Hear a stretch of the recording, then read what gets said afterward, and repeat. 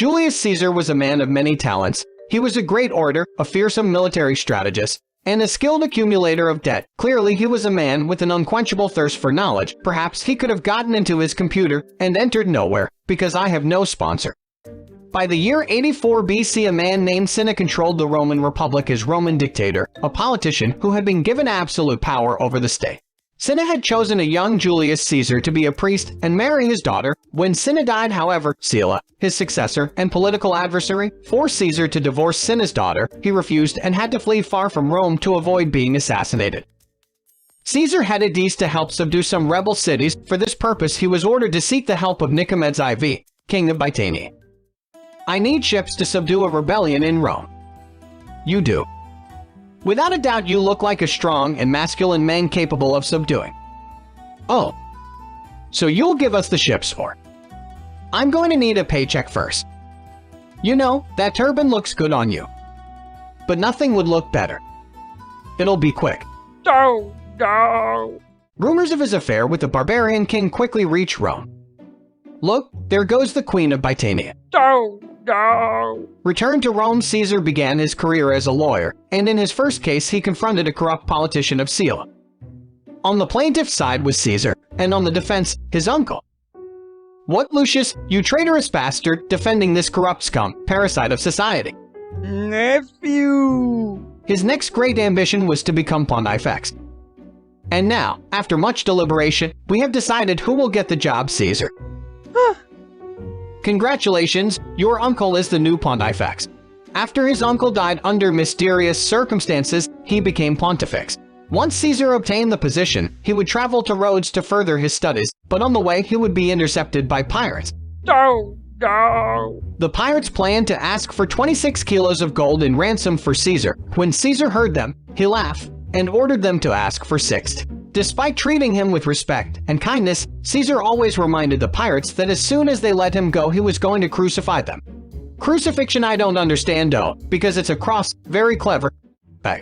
When Caesar turned 30 years old, it is said that he had a dream in which, after weeping at the tomb of Alexander the Great, who at his age had already conquered the whole known world, he would be blessed with the power to reign over everything.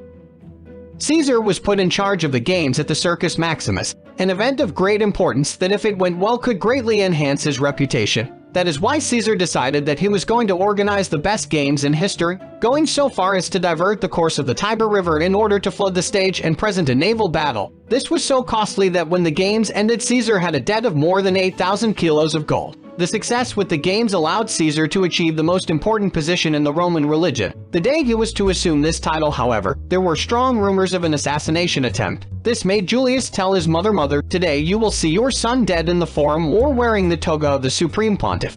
His new position meant that his wife was now responsible for organizing an important religious rite exclusively for women. During this, however, a man disguised as a woman managed to infiltrate to get close to her. This caused Caesar's wife to receive a divorce order, with Julius justifying it by saying, "Caesar's wife must not only be honorable, she must also appear so." After a brief governorship in Hispania of which not much is known, Caesar returned to Rome and ran for the consulship.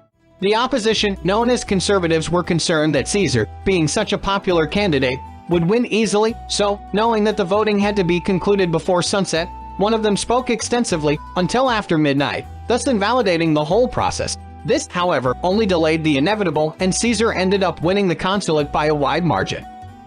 The most conservative part of Rome was now more concerned than ever that a man as thirsty for power and glory as Julius Caesar had won the elections. Fortunately for them, they still had a majority in the Senate, which was the most powerful organism in Rome, to which anyone who disobeyed would be declared enemy of the nation. The first proposal brought to the dinner with Caesar as consul was the payment of a bonus to the veterans of Pompey, one of Rome's most important and popular politicians and military men. The conservatives were against this proposal, and everything indicated that they were going to win, because although Caesar and Pompey were two very popular people, not enough to go against the great conservative mass. This was until they got a surprising ally, Marcus Licinius Crassus, a politician at the time as relevant as Caesar himself, who was the biggest political rival of Pompey, and everyone expected to be against him. This union proved so powerful that it placed total control of the Republic in the hands of these three men, initiating what is known as the First Triumvirate. The Romans used to name their years after the two consuls who ruled the Republic. Following this logic, the year of formation of the Triumvirate, 59 BC, should have been called the year of Caesar and Bibulus, but since Bibulus, as a conservative opponent of Caesar, and the Triumvirate had no real power, the Romans jokingly called this the year of Julius and Caesar.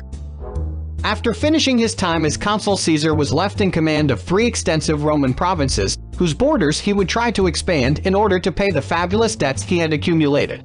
It was in this quest for glory and wealth that Julius Caesar would initiate what is known as the Gallic War, where he would conquer extensive territories. These victories came about thanks to Caesar's military ingenuity, which included strategies such as the famous divide and conquer, or the so-called Caesarian rapidity, a kind of blitzkrieg where Caesar would attack so fast that by the time the enemy would realize, they would be helpless. It is important to mention that during his time as governor, Julius Caesar could not return to Rome at any time, because if he did, he would automatically cease to be ruler of the lands he conquered, also losing the legal immunity that came with the office. So not only would he lose much of his power, but he would have to face lawsuits for his crimes committed as consul. The Triumvirate collapsed around 53 BC, the year in which one of its members, Crassus, died on the battlefield. Only a year later, Pompey was widowed when his wife Julia, daughter of Julius Caesar, died during childbirth. The situation worsened even more when Pompey, who at that time, and with Caesar away from Rome, had been appointed dictator of Rome, decided to remarry, this time with Cornelia, a strong conservative. This now caused Pompey to change sides and issue a verdict forcing Caesar to abandon his position as governor so that he could stand trial. If Caesar refused, he would be decreed an enemy of the Republic and his political career would be over. And so, Julius Caesar, seeing how the Rome that had once supported him was going against him, under the command of who had been one of his greatest allies and even part of his family, had to turn to his soldiers to ask them if they were willing to face Rome in a war where they would be branded as traitors if they lost. Not a single one refused.